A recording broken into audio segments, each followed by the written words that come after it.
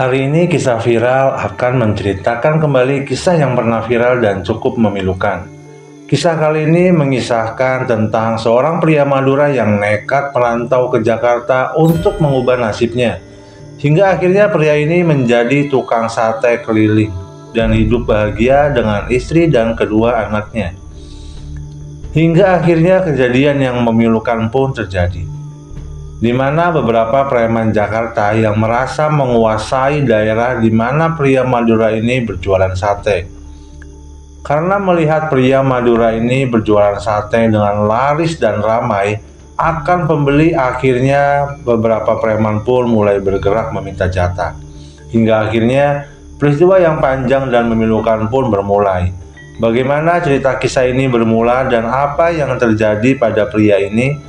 Tonton video ini sampai selesai. Namun sebelum kalian menonton, alangkah baiknya kalian support dulu channel Kisah Viral dengan cara menekan tombol subscribe, like, dan komen, dan share supaya kami lebih semangat untuk membuat kisah-kisah viral lainnya. Terima kasih yang sudah support channel Kisah Viral. Saya doakan semoga selalu diberikan kesehatan dan sukses buat kita semua. Semoga cerita ini bisa memberikan manfaat untuk kita semua ke depannya, agar senantiasa lebih berhati-hati dan selalu waspada terhadap sekitar. Inilah kisahnya. Kisah nyata kali ini terjadi di kota Jakarta. Kisah ini terjadi pada tahun 1997. Terdapat seorang pria bernama Pak Manto yang merantau dari Madura dan tinggal di sebuah sudut kota Jakarta. Pak Manto ini berusia sudah 50 tahun. Jadi Pak Manto ini berasal dari Madura, yaitu sebuah pulau kecil yang terkenal dengan keberanian dan semangat juangnya. Sejak 25 tahun yang lalu, Pak Manto meninggalkan kampung halamannya untuk mengadu nasib di ibu kota. Dengan tekad kuatnya, ia memilih menjadi tukang sate keliling. Ia dikenal dengan Pak Manto Sate Madura. Setiap hari dari pagi hingga larut malam, Pak Manto berkeliling dengan gerobaknya menawarkan potongan daging yang telah dipanggang sempurna di atas arangnya yang membara. Disajikan dengan saus kacang yang kental dan pedas, ya terasa khas Madura. Pak Manto tinggal di sebuah rumah kontrakan kecil di pinggiran kota Jakarta. Rumah itu sederhana, hanya terdiri dari beberapa ruangan sempit yang nyaris tak cukup untuk menampung dirinya dan istrinya. Walaupun sempit dan hidup pas-pasan, kehidupan Pak Manto selalu dipenuhi dengan kehangatan keluarga dan penuh dengan canda tawa. Istrinya yang setia menemaninya sejak awal perjuangan mereka, selalu mendukungnya dalam suka dan duka. Sementara itu, kedua anak mereka yang sudah beranjak remaja tinggal di kampung halaman di Madura untuk melanjutkan pendidikan mereka di sana. Jadi setiap bulan Pak Manto menyisihkan sebagian penghasilannya untuk dikirimkan ke kampung halamannya dan memastikan bahwa anak-anaknya ini dapat menikmati pendidikan yang lebih baik dan di masa depan yang lebih cerah. Rutinitas Pak Manto tak pernah berubah. Pagi hari ia mempersiapkan dagangannya dengan teliti. Setiap tusuk sate ditata dengan rapi, bumbu diracik dengan takarannya yang pas, dan arang disiapkan agar panasnya merata. Dengan gerobak yang setia menemaninya, ia mulai perjalanan dari satu kampung ke kampung yang lainnya. Nah, dari satu gang ke gang lainnya untuk menawarkan satenya kepada siapa saja yang lewat dan ingin membelinya. Jadi seringkali ia bertemu dengan pelanggan setia yang sudah mengenalnya selama bertahun-tahun. Senyum hangat dan sapaan akrab selalu menjadi penawar lelah di tengah padatnya kota. Di antara suara bising kota dan asap gerobak sate yang mengepul, Pak Manto terus berjuang menebar aroma harum sate Madura yang melegenda di setiap sudut Jakarta. Namun jauh sebelum menjadi penjual sate di Jakarta, Pak Manto memiliki kisah yang sangat berbeda di kampung halamannya. Sewaktu masih muda nih ya, Pak Manto adalah seorang santri ternyata yang tekun mengaji di sebuah pondok pesantren yang sudah tua di sana. Pondok itu berdiri kokoh di tengah kampung di Madura, dikelilingi pepohonan rindang dan suara merdu santri yang melantunkan ayat-ayat suci. Di tempat itulah Pak Manto mengasah ilmu agama, membentuk karakter yang jujur dan bijaksana. Selain dikenal sebagai santri yang rajin Sobat Kisah Viral, Pak Manto juga merupakan seorang pendekar silat yang disegani di sana. Keahlian Pak Manto ini didalami ilmu silat yang tidak hanya membuatnya dihormati, tetapi juga Pak Manto menjadikannya pelatih bagi anak-anak di kampungnya. Di halaman rumahnya ini yang sangat luas, setiap sore ia melatih anak-anak didiknya, mengajarkan teknik-teknik silat dengan penuh kesabaran dan ketegasan. Di masa mudanya, Pak Manto terkenal sebagai pendekar yang tangguh dan bijaksana. Kisah kepahlawanannya menyebar luas dan banyak orang mengaguminya karena keberanian dan kebijaksanaan dalam menyelesaikan berbagai persoalan. Jadi setelah menikah, Pak Manto dihadapkan pada keputusan besar Sobat Kisah Viral demi masa depan keluarganya. Jadi Pak Manto ini memutuskan untuk merantau ke Jakarta.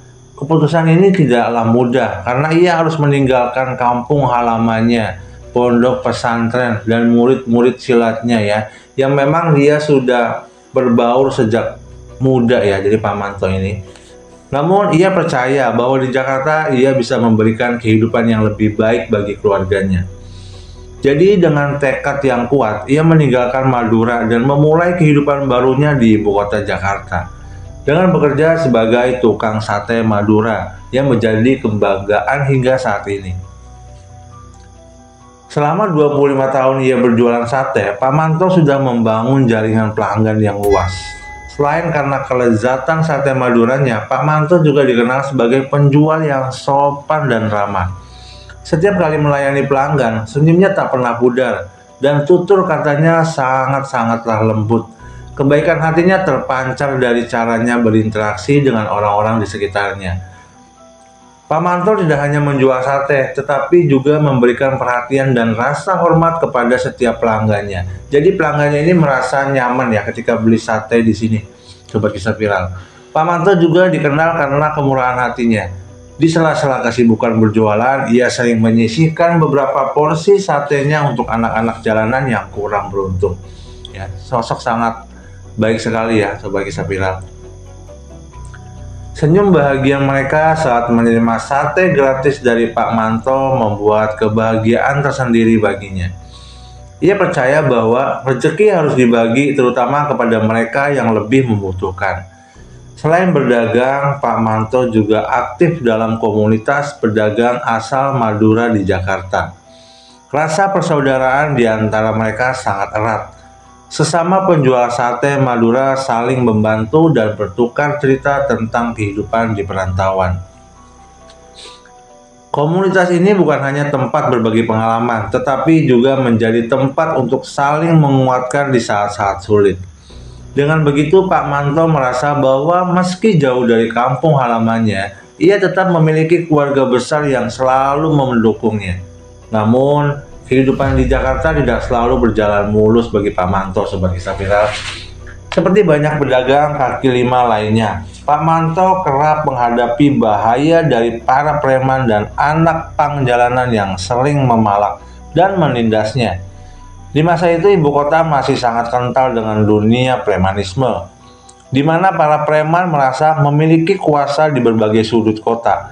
Setiap kali berjualan, Pak Manto harus selalu waspada karena preman-preman itu bisa muncul kapan saja dengan wajah yang sangat garang, menuntut uang keamanan atau mengancam akan merusak dagangan satenya jika ia tidak memberikan apa yang preman-preman itu inginkan.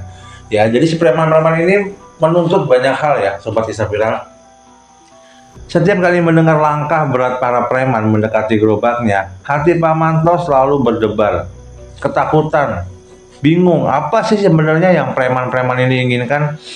Meskipun ia seorang pendekar silat yang tangguh di masa mudanya, namun situasi di ibu kota berbeda dengan di kampung halamannya di Madura. Di tanah perantauan ini, Pak Manto tidak ingin membuat masalah. Dia hanya ingin berjualan dan hidup bahagia bersama keluarganya. Ia paham bahwa menghadapi preman dengan kekerasan hanya akan membawa masalah menjadi lebih besar. Oleh karena itu, Pak Manto memilih untuk mengikuti apa keinginan para preman tersebut. Meski hati kecilnya memberontak, namun ia lebih memilih untuk bersabar dan berusaha untuk menghindar dari kekerasan. Bagi Pak Manto ini, selama tidak ada yang menginjak-injak harga dirinya, ia masih bisa menahan diri. Ia selalu menanamkan dalam hatinya bahwa kesabaran adalah kunci dari kesuksesan, hingga akhirnya kesabaran dan kebijaksanaan kembali diuji, di mana mengingatkan kembali dirinya pada masa mudanya, di mana saat ia mengasah ilmu agama dan ilmu bela diri silat di kampung halamannya. Dulu pada di pondok pesantren dan halaman rumahnya yang luas, ia belajar untuk mengendalikan diri serta memahami bahwa kekuatan sejati bukan hanya di otot, tetapi juga di hati dan pikirannya yang tenang. Jadi Pak Manto ini sangat bijak ya Sobat Kisah Viral, pemikirannya yang udah bijak ya, pengalamannya yang udah luar biasa. Ya, kita lanjut ke Sobat Kisah Viral. Di Jakarta, kesabaran itu diuji setiap hari. Para preman seringkali datang dengan tuntutan yang tidak masuk akal.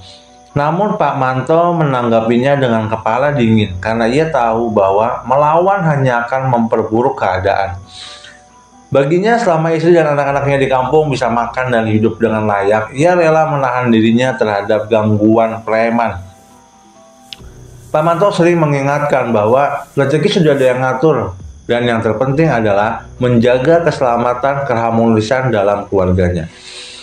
Namun meskipun demikian, Pak Manto tetap menjaga harga dirinya. Ia tidak pernah membiarkan preman-preman itu merendahkannya sebagai manusia. Jadi dalam setiap interaksinya dengan mereka, Pak Manto selalu menunjukkan bahwa meskipun ia tunduk pada tuntutan dan keinginan si preman tersebut seperti Kisah Viral, ia tetap seorang pria yang bermartabat.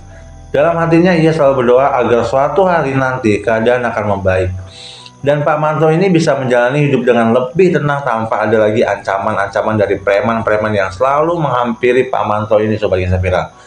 Jadi pada suatu malam yang sedikit krimis nih ya Sobat Kisah Viral, Pak Manto sedang berdiri di bawah tenda gerobaknya yang sederhana sambil memandangi jalan yang sepi. Malam itu dagangannya beserta dengan temannya yang bernama Kang Udin, penjual nasi goreng keliling, sedang sepi nih Sobat Viral ya. Karena kondisinya gerimis rintik yang turun sejak senja membuat para pelanggan enggan untuk keluar rumah. Di kejauhan Pak Manto melihat lagi nih ya, ada segerombolan preman berjalan mendekati gerobak nasi goreng Kang Udin. Para preman itu terlihat marah-marah dengan nada suara yang tinggi dan kasar. Para preman itu meminta nasi goreng secara memaksa. Sobat Kisah Viral, bayangin ya, dalam keadaan hujan, sepi ya, belum ada pembeli, datang preman. Jadi Kang Udin ini selalu berusaha sabar dan ramah. Awalnya tidak keberatan memberi nasi goreng secara gratis kepada preman itu. Namun setelah para preman itu selesai makan, mereka malah memalak Kang Udin meminta uang sebagai pajak keamanan ya. Jadi preman ini sangat-sangat meresahkan ya Sobat Kisah Viral. Udah marah-marah, minta makan nasi goreng gratis, udah kenyang bukannya terima kasih malah minta uang lagi nih ya Sobat Kisah Viral. Kang Udin yang dagangannya sedang sepi malam itu belum mendapatkan uang sama sekali. Dengan wajah cemas dan tangan gemetar ya, ia mencoba menjelaskan situasinya kepada para preman itu. Namun para preman tidak peduli dengan penjelasan Kang Udin. Dia nggak mau tahu nih ya, preman-preman ini nggak mau tahu nih ya, keadaannya mau kayak gimana, nggak punya uang atau segala macem. Jadi si preman ini semakin marah karena tidak mendapatkan uang dan mulai mengancam akan merusak gerobak nasi gorengnya. Melihat situasi semakin memburuk, Pak Manto merasa terpanggil untuk membantu Kang Udin. Meskipun hati kecilnya tahu bahwa hal ini bisa bahaya untuk keselamatannya, namun dia tidak bisa diam aja nih ya melihat temannya dalam kesulitan. Dengan langkah tegas, Pak Manto menghampiri Kang Udin dan para preman itu dengan gagah berani dan jiwa kesatria ya Sobat Kisah Viral. Lalu ia berusaha melerai dan mencoba berbicara dengan tenang kepada para preman agar mereka tidak merusak gerobak serta dagangannya Kang Udin. Namun upaya Pak Manto justru membuat para preman itu mengalihkan kemarahan mereka kepadanya. Mereka mulai mengancam Pak Manto dan menyuruhnya pergi jika tidak ingin mendapat masalah. Pak Manto yang bijak tahu bahwa melawan hanya akan memperburuk keadaan ya Sobat Kisah Viral. Jadi Pak Manto ini nggak pengen terjadi keributan yang lebih besar yang bisa membahayakan dirinya dan Kang Udin. Dengan berat hati Pak Manto merogoh kantongnya. Ia mengeluarkan uang hasil keuntungan berdagang dari hari sebelumnya dan memberikannya kepada para preman itu. Kata Pak Manto, "Ini uang saya." Dengan suara tenang namun tegas. "Ambillah, tapi jangan rusak gerobak temanku. Kami hanya mencari nafkah dengan cara halal." Para preman itu meskipun masih dengan tatapan garang, akhirnya mengambil uang itu dan pergi. Malam itu gerimis masih terus turun, seakan menyelimuti kota dengan kesedihan dan kesunyian. Malam itu dua sahabat pedagang kaki lima berbagi kesedihan di tengah gerimis, namun juga saling menguatkan dengan keberanian dan ketulusan hati. Saat berada di rumah sambil beristirahat, Pak Manto selalu merenungi nasibnya. Ia sering duduk di sudut ruangan memandangi langit-langit dengan pikiran yang berkecamuk. Bagaimana cara agar bisa bebas dari penindasan para preman itu? Tanya dalam hati. Kenangan akan kejadian di malam gerimis itu terus menghantuinya. Setiap kali teringat wajah garang para preman, hatinya diliputi rasa cemas dan frustasi. Pak Manto sering menceritakan kegelisahannya pada sang istri yang selalu menemani dan mendengarkan dengan penuh perhatiannya.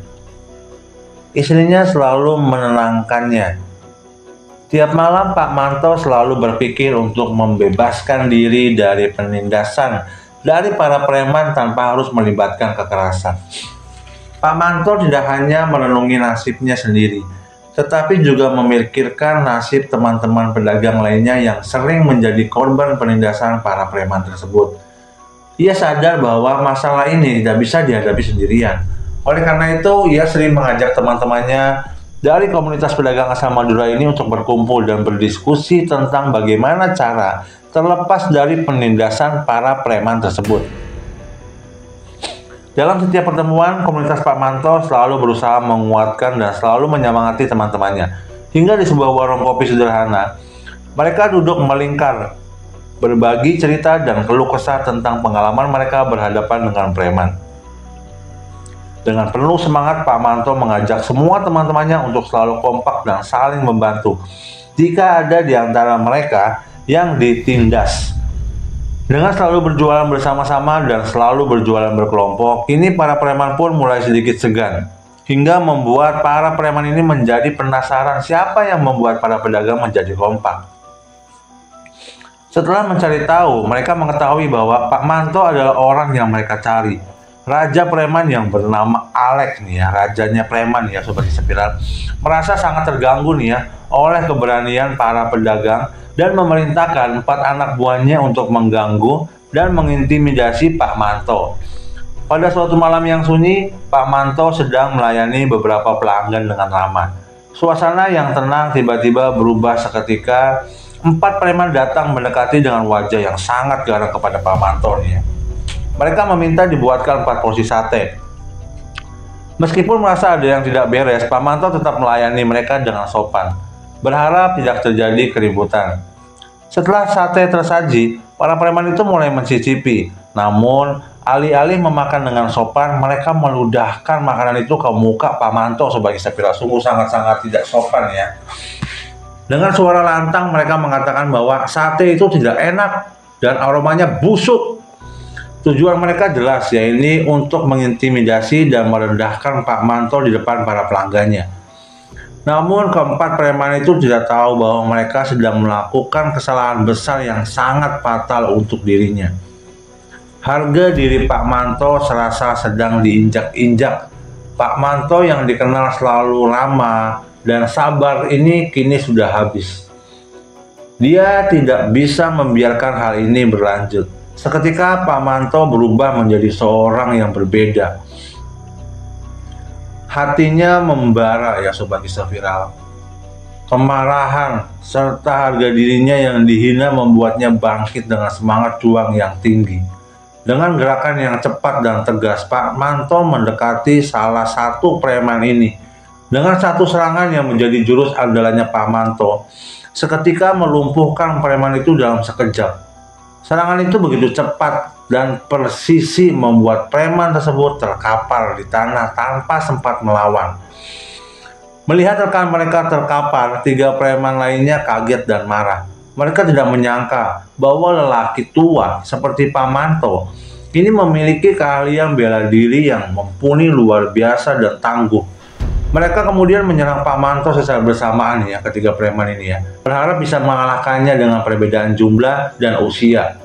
Namun Pak Manto tidak gentar. Dengan gerakan yang lincah dan berlatih dan pengalamannya sebagai seorang silat yang gagah dan berani, ia menghindari setiap serangan dan melumpuhkan satu demi satu preman yang menyerangnya. Gerakan silat begitu elegan dan mematikan, menunjukkan bahwa latihan bertahun-tahun tidaklah sia-sia. Dalam waktu singkat, ketiga preman lainnya jatuh tersungkur di tanah, merasakan kekuatan dan ketangguhan Pak Manto. Menyadari bahwa mereka tidak bisa mengalahkan Pak Manto, lalu para preman itu lari meninggalkan Pak Manto. Para pelanggan yang menyaksikan kejadian itu tertegun dan kagum. Pada malam itu membuktikan bahwa kebaikan dan kesabaran memiliki batas ya Sobat Kisah Viral. Namun meskipun begitu, ia tahu nih ya, bahwa setelah kejadian ini urusannya akan panjang nih. Pak Manto ini udah tahu nih Sobat Kisah Viral. Pak Manto tahu banget ya bahwa preman tidak akan terima dengan hal memalukan yang terjadi pada malam itu. Jadi oleh karena itu Pak Manto merasa harus menyiapkan segala kemungkinan buruk yang akan terjadi oleh Pak Manto ini ya. Setelah selesai berjualan, Pak Manto langsung menghubungi teman-teman komunitasnya. Mereka segera berkumpul. Pak Manto pun menceritakan kejadian yang menimpanya. Pak Manto pun berpesan kepada teman-temannya jika terjadi hal buruk kepadanya, dirinya, Pak Manto meminta untuk menjaga istrinya dan mengantarkan istrinya pulang ke Madura. Dan Pak Manto pun memberikan alamat kampungnya kepada teman-temannya. Para teman-temannya pun mulai menyemangati Pak Manto dan kompak untuk saling membantu. Karena mereka tahu dengan adanya Pak Manto saat ini membuat mereka menjadi kompak dalam berdagang dan mereka merasa lebih aman ya Sobat Kisah Viral. Mereka lebih merasa aman ya dari kelompok-kelompok premanisme di Jakarta ini ya. Dan di malam itu mereka ini semua sepakat untuk membawa celurit kesayangan mereka dari kampungnya nih ya, dan menyembunyikan di gerobak sebagai langkah pengamanan diri. Pak Manto dan teman-temannya kini tidak hanya mengandalkan persatuan, tapi juga mereka siap bertarung jika diperlukan. Mereka tahu nih ya risiko yang dihadapi, namun mereka juga tidak ingin terus-menerus hidup dalam ketakutan dan penindasan premanisme. Sementara itu di pihak para preman, si ketua preman ini ya Sobat Kisah Viral yang namanya Alex selaku penguasa para preman ya, yang merasa sangat malu nih ya atas peristiwa yang dialami anak buahnya yang kala itu kalah ya dari Pak Manto yang memang umurnya ini cukup jauh ya. Pak Manto ini udah lumayan tidak muda lagi ya Sobat Kisah Viral. Jadi nama besar dan reputasinya sebagai raja preman ini terancam ya, malu ya atas kekalahan dari anak buahnya tersebut. Jadi rasa marah, rasa cemas ya bercampur aduk dalam dirinya. Alex tidak bisa membiarkan insiden ini membuat para pedagang jadi berani melawan mereka. Lalu kemudian Alex pun mengumpulkan seluruh anak buahnya yang berjumlah 120 orang di markas mereka ya Sobat Kisah Viral. Alex sebagai ketua preman ini mengumpulkan 120 orang ya, ini banyak banget ya Sobat Kisah Viral. Dengan suara yang penuh amarah, dia memberi instruksi tegas untuk balas dendam dan memberi pelajaran kepada para pedagang. Dengan strategi yang sudah disiapkan Alexnya, para anak buahnya bersiap untuk menyerang Pak Manto dan para pedagang lainnya.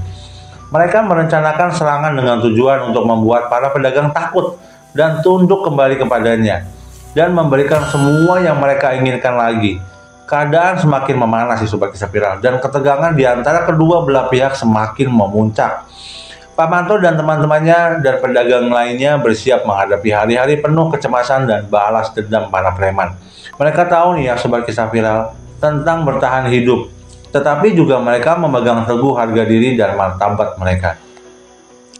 Di dalam doa dan tekad yang kuat, Pak Manto dan teman-temannya sudah siap menghadapi segala kemungkinan yang akan datang menimpa dirinya.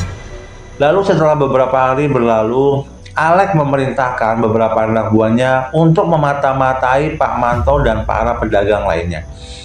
Hal itu karena Alex tahu untuk melancarkan aksinya, ia membutuhkan waktu yang tepat di mana ketika Pak Manto dan para pedagang ini lengah. Setelah beberapa hari memantau Pak Manto, Alex dan anak buahnya menemukan waktu yang tepat untuk menyerang Pak Manto. Pada tengah malam nih ya Sobat Kisah Viral, di saat Pak Manto sedang berjalan pulang, Pak Manto sedang sendirian mendorong gerobaknya pulang. Alex dan para preman lainnya menghadang Pak Manto di sebuah gang yang sepi, sobat kisah viral. Pak Manto seketika langsung terkejut karena banyaknya preman yang menghadang dirinya. Namun Pak Manto berusaha tetap tenang dan siaga. Lalu Alex sang raja preman mendekati Pak Manto sambil merendahkan dan menertawai Pak Manto nih ya, sobat kisah viral. Alex meminta semua uang milik Pak Manto dan mengancam untuk menghabisi Pak Manto jika tidak diberikan. Namun Pak Manto menjadi sangat marah dan kesal ketika mendengar ancaman itu. Ia tahu bahwa menyerah kepada preman ini berarti kehilangan harga diri yang selama ini dia jaga dengan susah payah. "Lebih baik aku mati daripada kehilangan harga diriku," jawab Pak Manto dengan suara tegas. Matanya menatap tajam ke arah Alex. Karena melihat keberanian Pak Manto, Alex menjadi semakin marah. Alex mengira ancamannya akan membuat Pak Manto tunduk dan ketakutan. Namun Pak Manto tidak mundur sedikit pun ya, tidak lengah, tidak ketakutan sama sekali nih ya, sama si Raja Preman Alex dan sama anak-anak buah yang Alex bawa ini ya, sobat kisah viral. Pak Manto tetap berdiri tegak meskipun tahu bahwa nyawanya sedang terancam. Preman di belakang Alex pun bergerak maju, siap untuk melakukan apa saja sesuai yang diperintahkan pimpinannya si Alex ini ya. Pak Manto segera mengambil celurit di dalam gerobaknya. Dalam hatinya Pak Manto berdoa untuk keselamatannya dan menguatkan dirinya untuk apapun yang akan terjadi. Pak Manto tahu nih sobat kisah viral bahwa malam itu bisa menjadi malam terakhirnya. Tetapi ia tidak akan menyerah begitu saja tanpa perlawanan. Lalu Alex pun memberikan syarat kepada para anak buahnya untuk melakukan penyerangan kepada Pak Manto. Dalam sekejap Pak Manto dikelilingi para preman dan dikeroyok oleh para preman itu. Namun Pak Manto dengan lincah dan gesit menghindari semua serangan para preman itu dan mulai memberi perlawanan. Sehingga para preman itu terkapar satu demi satu, sobat kisah viral. Pertarungan pun berlangsung sengit karena jumlah yang terlalu banyak. Pak Manto pun mulai kelelahan dan Pak Manto pun mulai terkena serangan dari para preman. Tapi tiap luka yang diterima dari para preman itu tidak membuat Pak Manto takut dan merasa kesakitan. Malah Pak Manto menjadi lebih semangat dan lebih memperkuat tekadnya. Pak Manto berhasil bertahan dan melumpuhkan banyak preman. Coba ya sobat kisah viral bayangkan ya. Di usianya yang sudah menginjak 50 tahun loh sobat kisah viral, Pak Manto sadar ia sudah tidak muda lagi nih ya. Tapi stamina Pak Manto tidak seperti dulu lagi. Hingga akhirnya Pak Manto pun semakin terpojok sobat kisah viral. Tiba-tiba saja sebuah balok kayu besar menghantam punggungnya dengan sangat keras. Rasa sakit yang luar biasa dan membuat Pak Manto terjatuh. Tubuhnya pun seketika terasa berat dan sulit untuk digerakkan. Dengan semangat juang dan tekadnya, di sisa tenaganya Pak Manto pun berdiri dan mulai menumbangkan para preman yang mendekatinya. Di tengah rasa keputusasaan, tiba-tiba Pak Manto mendengar langkah kaki mendekati dirinya. Ternyata beberapa temannya dari komunitasnya itu datang dan ikut membantu Pak Manto untuk bertahan dan melawan para preman. Alex pun mulai gemetar nih ya melihat keganasan para pedagang, sehingga membuat para preman panik karena banyak dari mereka yang tumbang hingga akhirnya mereka pun memilih untuk kabur melarikan diri. Dan Pak Manto pun yang terluka parah terselamatkan berkat teman-temannya yang datang. Teman-temannya pun datang cepat langsung membantu Pak Manto dan memberikan perawatan darurat kepada Pak Manto. Di malam itu para pedagang berhasil menyelamatkan Pak Manto dari keganasan para preman. Hingga akhirnya Pak Manto dilarikan ke rumah sakit.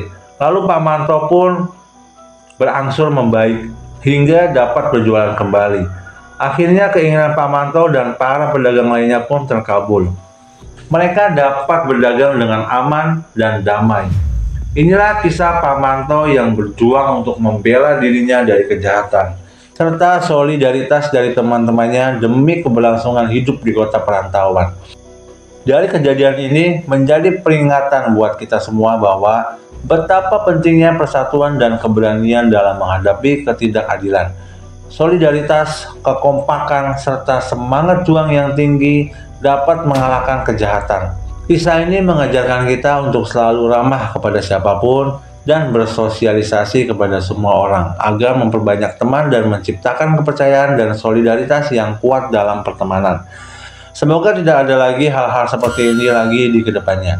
Bagaimana menurut kalian tentang kisah Pak Manto ini, Sobat Kisah Viral? Silahkan tuangkan pendapat kalian di kolom komentar. Kita bisa berdiskusi atas kejadian ini. Semoga kisah ini dapat menjadi pembelajaran bagi semua orang untuk lebih berhati-hati dalam memilih jalan kehidupan. Ingat, kita hidup hanya satu kali, maka pergunakanlah kehidupan kita ini sebaik mungkin dan bisa bermanfaat lagi untuk orang sekitar. Terima kasih sudah menonton video ini sampai selesai. Sampai bertemu lagi di kisah viral selanjutnya. Jangan lupa kalian tekan lonceng supaya kalian bisa mendapatkan video-video terbaru dari kisah viral.